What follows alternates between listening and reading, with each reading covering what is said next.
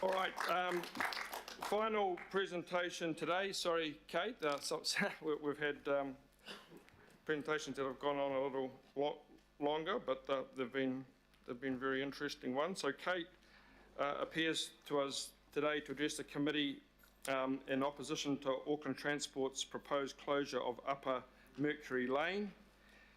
Kate represents the building owner and a holdings company, and will submit a letter on behalf of Mercury Theatre, the building owner as well. So welcome, Kate.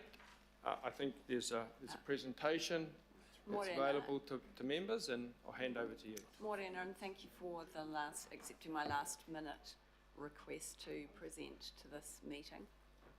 I'm presenting here on what would be considered a relatively minor issue, but what is a very significant issue for the owners of buildings at the top of Mercury Lane. That is the George Courts building, which is a large mixed-use building, the HB building, a commercial building housing a hostel and some one retail and some hospitality business, and the Mercury Theatre, which is currently undergoing an extensive renovation to return it to the community as a theatre facility, which is amazing. So if I could have the next slide, please.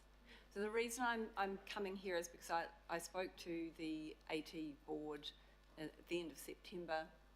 We were promised follow-up that's not been forthcoming, and we've really we feel we're at the end of the road, which is why I'm presenting to you today. This is a view looking up Mercury Lane. If you're not familiar with the area, to your right is Cross Street, which runs behind our building, which is in the upper right corner of this photograph. To the left is the CRL Karanga Hape Station site. The lane is currently and has always been a one-way street. It has some unusual characteristics, as does our building.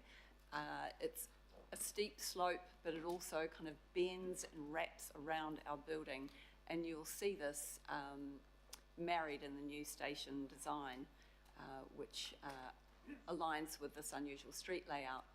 So what Auckland Transport have proposed is to close the upper portion of Mercury Lane. When they developed their options and came up with this as their preferred option as the safest for pedestrians, they had not yet come to our building to understand how our building operates and how we physically load into and out of our building, service our building, and how our residents access our car parks. Unfortunately, instead of coming to us, they went to Emma Cagney and sought some advice on how our building operates, and the advice provided was incorrect. That advice indicated that we could load and service from our cross-street driveway entrances. This is not correct because we have no connection from the basement level car park into our upper car park, our L level car park. Our L level car park is our largest car park and also houses a substation, our water pump systems, our ventilation systems, our lift systems, all of the systems we use to operate our large building. So the Safe Systems Assessment for this preferred option shows one-way traffic using Mercury Lane. It doesn't show any of the two-way traffic out of Cross Street, into and out of Cross Street and Lower Mercury Lane that is actually required to maintain access, servicing and loading to our business and residents, and also the 9 Mercury Lane driveway, which is where the red brick wall is at the theatre there. There's actually a driveway and there are 3 residential units at the rear. It's also some space there that the theatre uses. So if you could move to the next slide. So this is something that AT has provided us with. When we questioned how we are supposed to get in and out of our car park, and then we questioned in particular how large vehicles such as rubbish trucks are supposed to get in and out of our car park. So the answer is that immediately above our driveway entrance at 2 Mercury Lane, which is shown here, our only loading service access for our building, Above that is a proposed pedestrian zone. In between, in this area where we are supposed to have all of our traffic, courier vehicles, residential traffic, you name it, supermarket deliveries, everything, in a two-way configuration, is sandwiched between a pedestrian area and the front of the station. Our concerns about this design, this is not about us wanting to maintain easy access for our cars and wanting no change or no disruption. This is about our building's needs. It's about having the opportunity to load and service into our building. We can't run the building without that. Neither can our neighbours. We also want the street to be really safe for people on foot. I'm a pedestrian. I walk to work. I walk everywhere. That's one of the reasons why I live in the CBD and not out in the suburbs. This would not be a safe situation for me as a pedestrian or a cyclist or someone on a scooter to have this very busy two-way traffic area sandwiched between a pedestrian-only zone and the front of the station. And I would just note that for large vehicles, the only way, because of the gradient of the street and the corner, the only way they could access is to turn left out of Cross Street into Mercury Lane and then reverse up the hill to then park outside our property. You'll see where it says George Court entrance, the cube, the rectangle there indicates a truck parked for loading.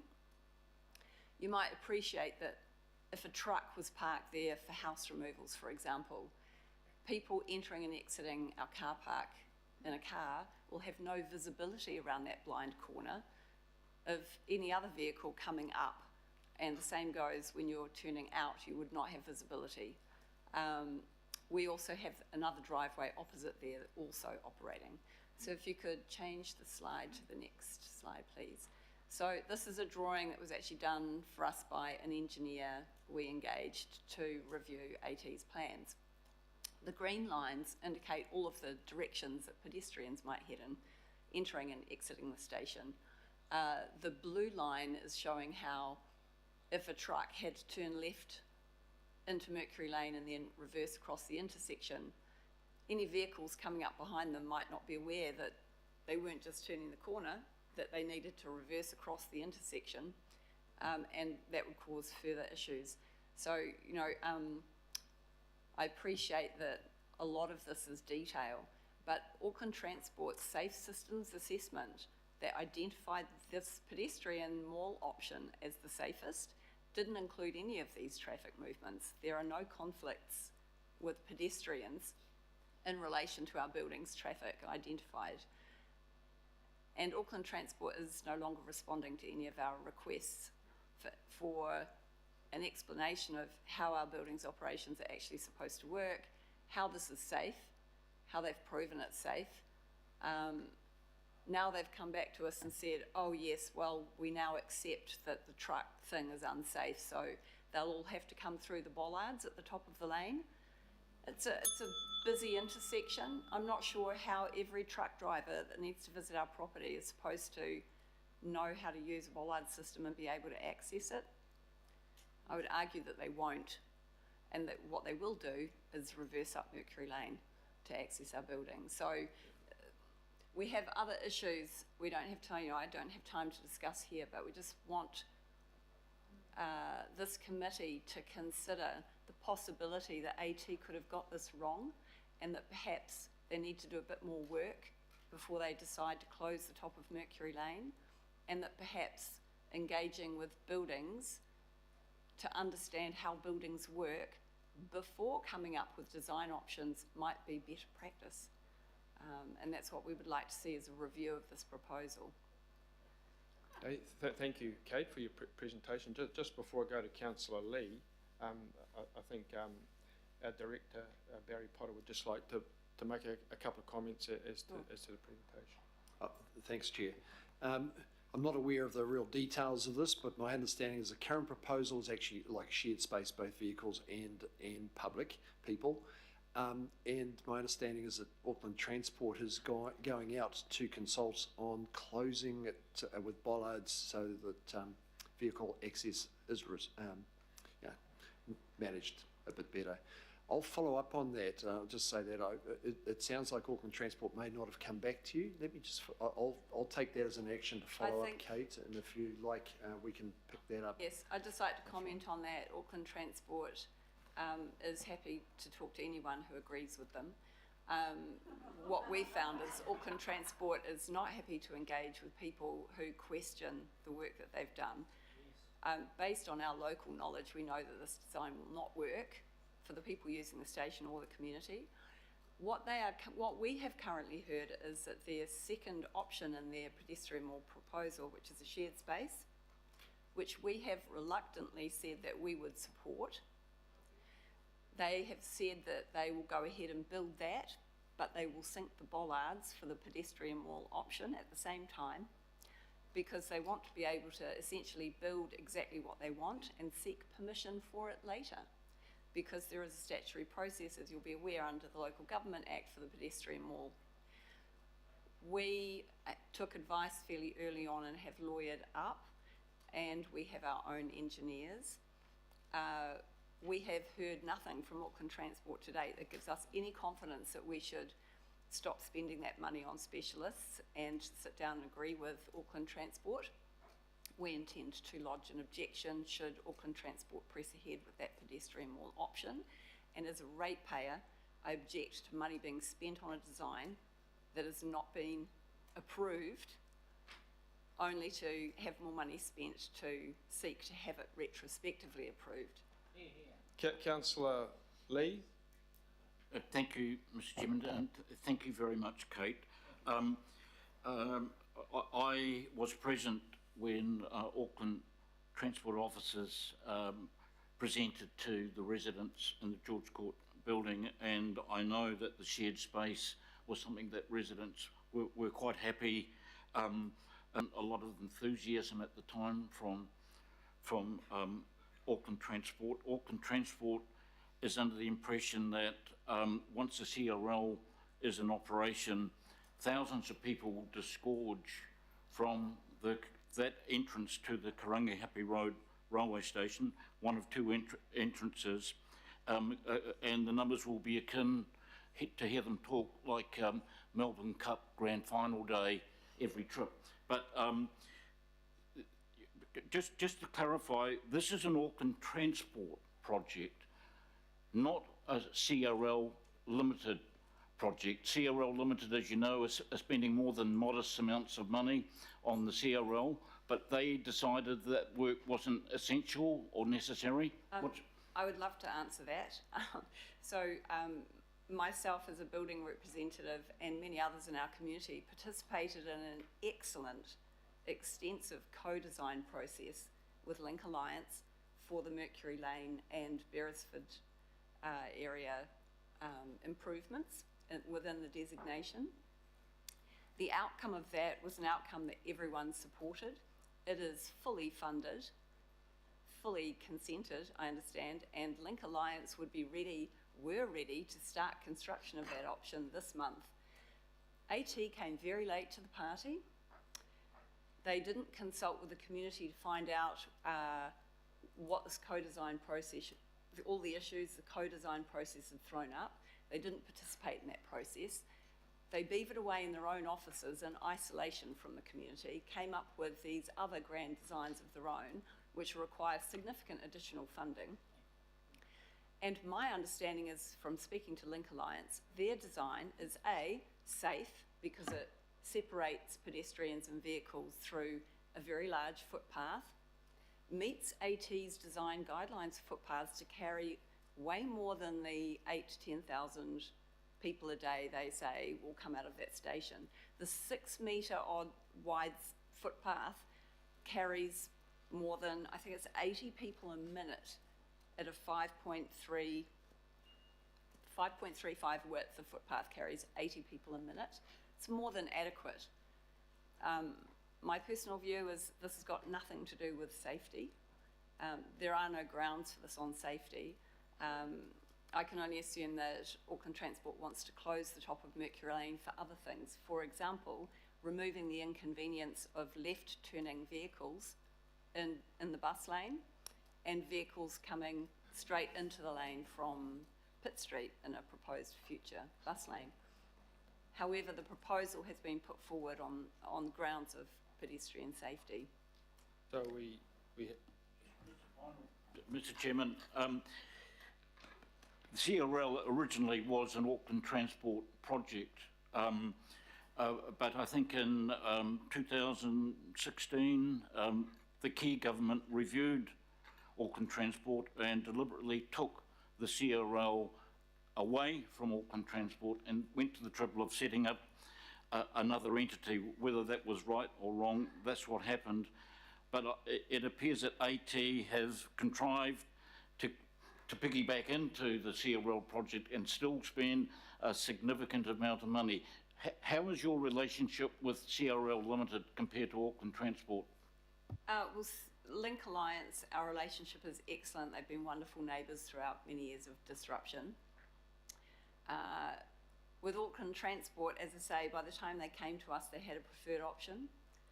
They developed that preferred option to create a significant access issue for our buildings without having spoken to our buildings. So that was disappointing. And we don't have time enough here for me to talk you through all of the other issues. But suffice to say, I have been lied to in writing. I have read a business case that stated unequivocally that there was no opposition to the closure of the lane. This is the business case for detailed design that was submitted in November last year, right at the very time we were actively objecting and seeking more information on how we were supposed to access our building and service our building under this proposal. We've also experienced gaslighting. I think AT are the experts on gaslighting. Okay, Kate, I think we've got the gist of your relation with AT.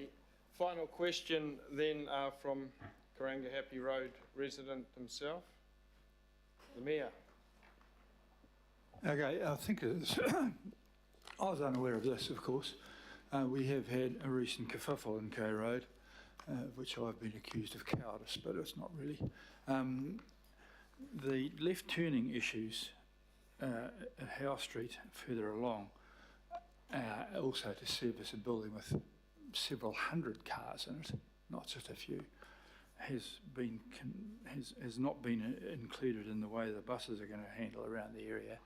And they have agreed that we will be reviewing that between now and later in the year, because I certainly believe in getting buses through and sensibly. So do we. But they're not there 24/7, and there are times when it may or may not be. But the left turning issues into bus lanes has yet to be finally sorted out. In fact, it's very hard to work out when you're supposed to get into them or not. And also, I'm yet to have a fully believable series of interactions with how the buses and the CRL are going to work, because a lot of people will be, I would have thought, would have been brought to the CRL rather than right to the heart of the city. Because if you can, rather than having every bus go down Queen Street, if you can get off at the CRL, you can jump down and then go down underground Queen Street. That hasn't been made clear to me. I don't know, I don't fully understand how the buses service the cathedral up there, which is, I mean, the train stations are cathedrals. You look like you're going to worship them. They're the most grossly, excessively expensive things I've ever seen anywhere. But that's another issue. But I do want to see how the buses are going to, so I'm going to ask AT to actually include the area around there, plus right through to Ponsonby Road, so we can clearly understand why are these buses, how are they going to be accommodated. I want them to be accommodated sensibly. If it's possible to have some car parking, well, we will do that, but not at the expense of those things going. If we can have some public spaces for walking, I'm quite happy to do that. I like you, walk everywhere. But there isn't a clear map. And Howe Street, for instance, unbeknown to AT, is a major feeder to the bridge for people coming in from west. That hasn't been included. There are alternative ways to get along there. There are alternative ways to get the buses into town. It's not clear. You can't just pick on one little bit at a time. So I'm hoping that we will encourage AT to include in their study of everything that goes along K Road and the side streets between Queen Street and Ponsonby Road, so that we get a clear picture that includes and considers all of the people, such as your residents and the residents and the very large buildings further along. I mean, there's a biggest concentration of apartment dwellers is at the other end. So thanks for that. Yeah, all right, so thank you, Kate. I think the Mayor's sort of given a good explanation as to what he's doing, and certainly Mr Potter will be carrying on with Wonderful. AT on your behalf, so thank you very much for your presentation. Councillor Lee, would you like to move thanking Kate's presentation? Okay, and seconded by Councillor Walker. All those in favour? Against? Carried. Right, thanks very much, Kate. We move on to item 6 now, local board. Earth is burning, earth is burning.